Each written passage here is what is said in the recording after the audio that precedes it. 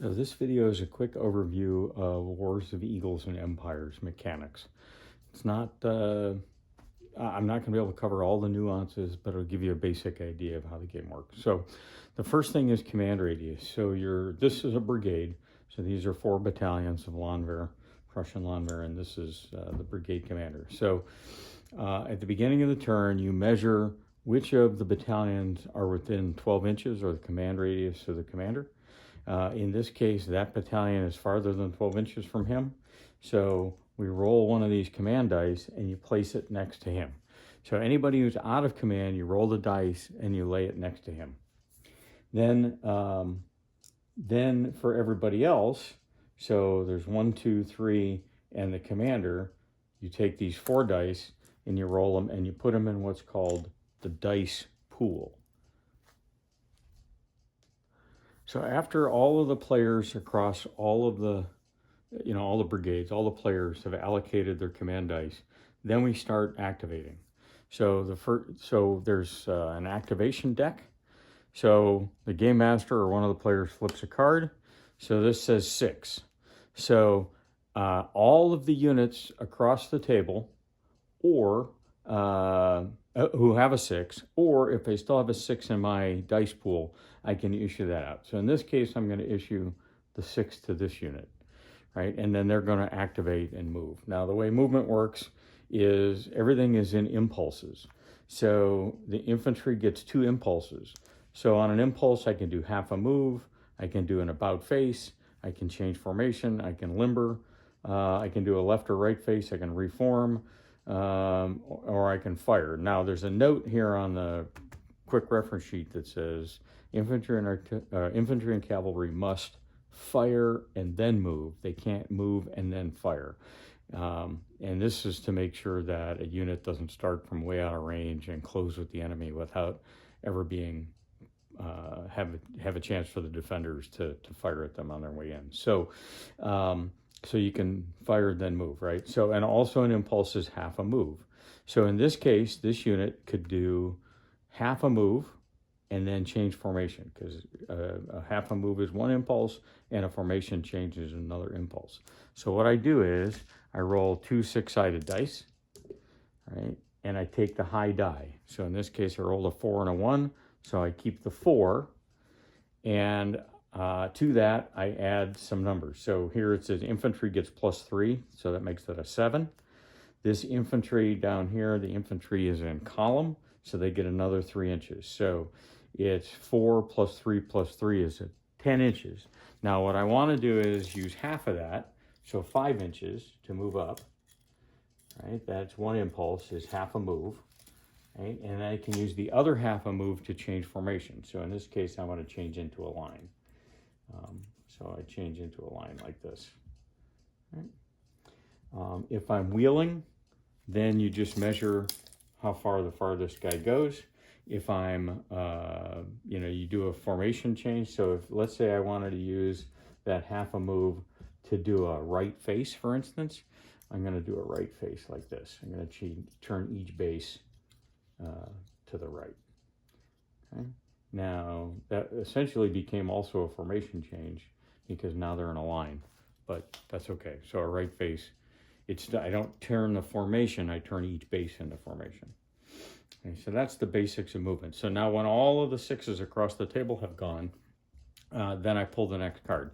Now there's a nuance here, and that is that typically I take the dice for one side and make them red, and the dice for the other side and make them black. So in this activation deck, half the cards are black and half the cards are red. So there's one of each number that's red and black. So if 2 units are going to interfere with each other, then it goes by color. So in this case, the black units would go first, and then the red units would follow. Typically, though, everybody on the table who's got a 6 can go at the same time. So you don't have a bunch of people standing around watching one person do stuff. So that's the basics of activation and movement. The only other nuance to movement has to do with woods. So let's talk about movement through rough terrain and what that does to your formations in your units. So in this case, go back to the previous example. I roll a 6. My high die was a 4. That gives this column a 10-inch move. So I move forward an inch, and now I hit the woods. Now what the rules say is when a formed unit is moving through rough terrain, which would be woods, towns, maybe some special rocky terrain or whatever, they're immediately disordered. Now, when a unit is disordered, if you look at the sheet, it says disordered units are ×2 or ×half. So what that means is for every inch that I move, it costs me 2. And so I have 9 inches left, so I would get 4.5 inches through the woods. Now here's the nuance, right? So, and I keep that disorder marker with me.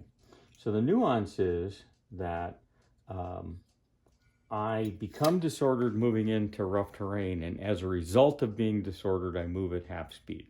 There are other things that disorder units as a result of melee or fire or whatever. So I'm not moving at half speed because I'm in the woods. I'm moving at half speed because I'm disordered because I'm in the woods. And that seems maybe a little bit weird or counterintuitive, but it makes sense later on when you apply open line for some units like Leger who can form into an open line and move through the woods more quickly. All right, so now all the 6s have gone, and I'm going to flip the next card in the activation deck. So the next card is a 4. Now, here's the thing. That unit that was out of command, it rolls a die. So whereas where I have a dice pool, the commander gets some influence over what sequencing people move in or activate in. When the 4 comes up, that one is when he has to activate, right? So in this case, I'm not going to do anything with him. Let's say he's waiting for the enemy to attack him or whatever. But the point, though, is that this unit, the commander doesn't get the influence when he goes. He's out of command. He goes when he goes, right? And then I flip the next card, and it's a 2. Now, the interesting thing is that I have 3 2s in my dice pool, which means the leader gets a 2, and each of these battalions gets a 2. Right, and they would activate. Now, it's important that as they move around, you leave their dice with them because, remember, there's 2 2s, 2 3s, 2 4s. There's 2 of each card in the deck.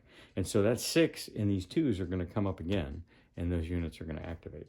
Now, again, it's a nuance that I'm not really going to talk about in the rules, but the neat thing about having the commander being able to issue these dice is if I have 2 units with the same number and they want to charge the enemy, they charge together in kind of a mass charge instead of piecemealing at the enemy. So the enemy has to split their fire, and I get more mass in the subsequent melee.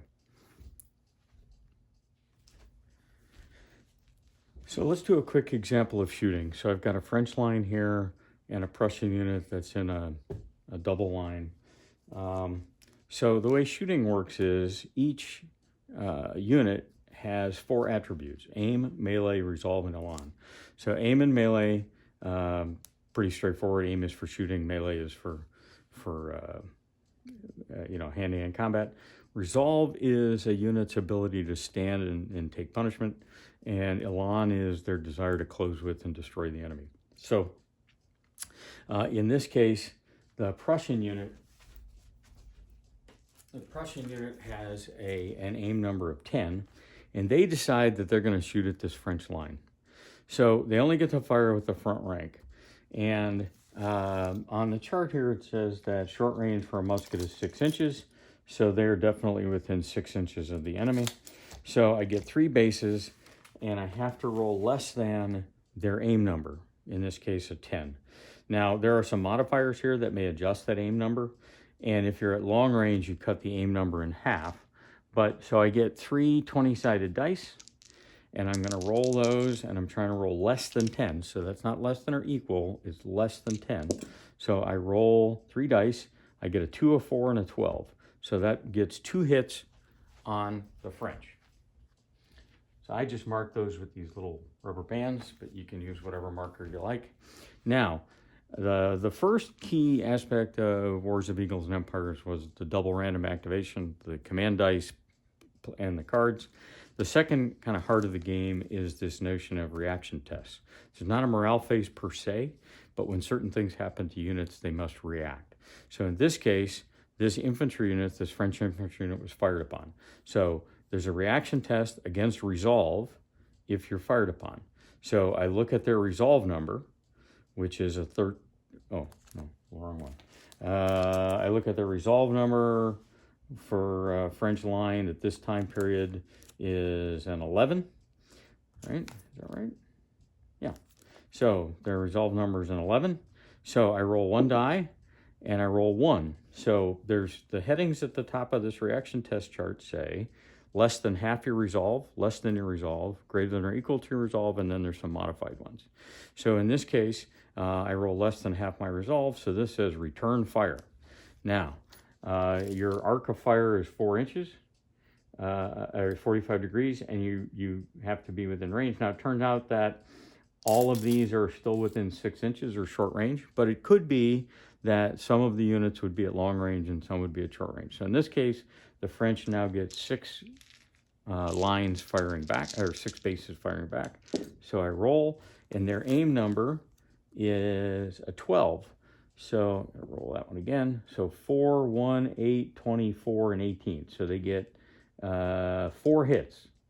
So they get 4 hits, which is a whole base. Now, this unit's been fired on. So this could go back and forth a couple of times. But so this unit's been fired on. So they're going to make a die roll. So their their resolve is 13. I rolled a 19, which is greater than 13. So I start here on this column. But because I've lost a base, I shift 1 to the right. So this says they move backwards 4 inches and they become disordered. So I would go back 2 inches, 4 inches. This disorder, just like disorder from moving in the woods, puts them at half speed. And also there's a penalty to shooting and melee when you're disordered. Now, what are the other reaction tests? So when an infantry unit is receiving a charge, artillery unit is receiving a charge, there's a reaction test. And so I would launch my charge. If I'm within range, I would make a reaction test to see what I do. Now, the interesting nuance is here, there's not a special role for forming hasty square. So there's some little symbols on this chart that one of the symbols says I can form square if I'm in a column, and the other symbol says I can form square if I'm in a line. So, of course, there's more of those form from column results than there are form from line. And then there's a reaction test to close with the enemy. And finally, there's a reaction test associated with having been in a melee. So let's do a brief example of a melee. So this Prussian unit decides they want to close with the enemy.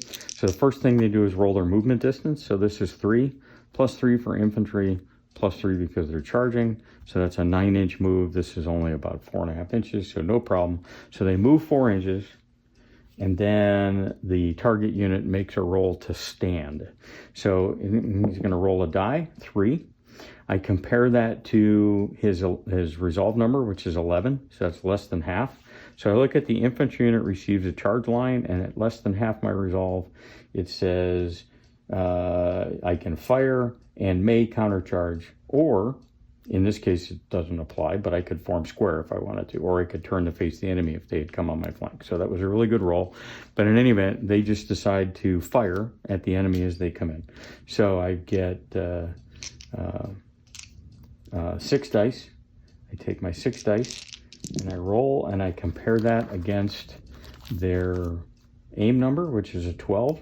So 9, 5, 8, that's 3 hits, and these other ones, 13, 15, 18, are greater than. So I get 3 hits on the Prussians as they approach. Now the Prussians now have to make a roll to close, a reaction test to close, which is this row down here, this kind of light blue row. So they're going to roll, and they're going to compare that number, that die roll, to their elan. So the number's 11. I look at their elan number, which is a 12, so that's less than, and it says close in melee. But because I've lost a base, I go over to the right, and it says stop 4 inches short, form a line, and fire. Or I can close, but I'm going to have a -2 to my melee number in the subsequent melee. So because I want to show you how melee works, I'm going to do that. So these guys are going to close. Now, their melee number, and who fights? So the base is in contact, bases behind the base is in contact, and 1 base left or right of the base in contact. So in the case of the Prussians, that's all 5. In the case of the French, this unit here is neither in contact, behind a base in contact, or left or right of a base in contact. So they're not going to count. So both sides are going to get 5 dice in the melee. So the Prussian player, these rolls are simultaneous, but just for the demo, I'm going to do this. So the Prussian player, I'm going to roll 5 dice. Now their Their melee number for the Prussians is only a 10, but I'm down 2 because of the result I got on the reaction test chart. So their number is essentially an 8. So a 10 is a miss, a 9 is a miss, a 14 is a miss, a 16 is a miss, but a 7 is a hit. So they'll do 1 point of damage to the French. The French now get to roll their 5 dice. So they roll their 5 dice, and their melee number is 12. So I roll a 17, a 14. Those are misses, but I also rolled 2, 4, and 5. So that's 3 more hits. So that would be, there were already 3 on here. So that's 1, 2, 3. Now, after each round of melee, both units in contact make a roll, a reaction test for being involved in a melee. So I'll do the Prussians first. So their Elan number, it's a test against Elan, is a 12. So I'm going to roll 1 die, compare it to 12. 8 is less than 12, right? So that's here, but I've lost 2 bases, so I go over 1, 2, and their result for them is they move backwards 4 inches, and 4 more, right? So they move backwards 4 inches, and they become disordered. Now, just because they back up, this other unit still has to make a roll too, the French unit. So their Elan is a 14, so I roll a die. 15 is greater than, so I'm greater than, and this says I may occupy the enemy position if I want to, or I can continue to melee with a -1 to my melee number in the next round of melee. In this case, they decide that they're going to occupy the enemy's position, so essentially that means move up 2 inches. So they move up 2 inches, and any unit that either charged or was involved in a melee becomes disordered. Now, in this case, the Prussians back up after the first shot, or after the first round of melee. This could go, there could be 2, 3, 4 rounds of melee before one unit retreats, routes, backs up, or some other result. So that's basically how melee works. So to wrap up this short video, I just want to go over this chart card for a second. So the front side of the quick reference sheet has the attributes for your units. It has your movement modifiers, and it also talks to what you can do, how many impulses you get and what you can do. So these are different for each nationality. So this is a French chart for after 1810. So they only get 2 impulses. The earlier French get 3. Their infantry, sometimes horse artillery or guard from certain countries might get 3 impulses. And then this has all my movement speed modifiers on here. In the middle here, I have my melee modifiers. So this is what do I do to my my melee number. And then over here, this is what do I do to my aim numbers. So I'm going to take that number and I'm going to modify it based on these based on these conditions. And then if I'm at long range, I'm going to cut that number in half. The back side of the chart is the reaction test table. So this has reaction tests for when you're fired upon, when infantry receives a charge, cavalry receives a charge, artillery receives a charge, closing with the enemy, when infantry or artillery is involved in a melee, or when cavalry is involved in a melee. There's some breakthrough results and some other interesting things there. Now, to make it easier, I've repeated the stuff you need on this side. So resolve and Elan attributes are over here on the side because you really need them over here when you're dealing with reaction tests. And then there's some column shift modifiers here. So this is the quick reference sheet. Each player gets one of these. It fits on half of a 8.5 by 11. That's all you really need to play the game is this quick reference sheet. So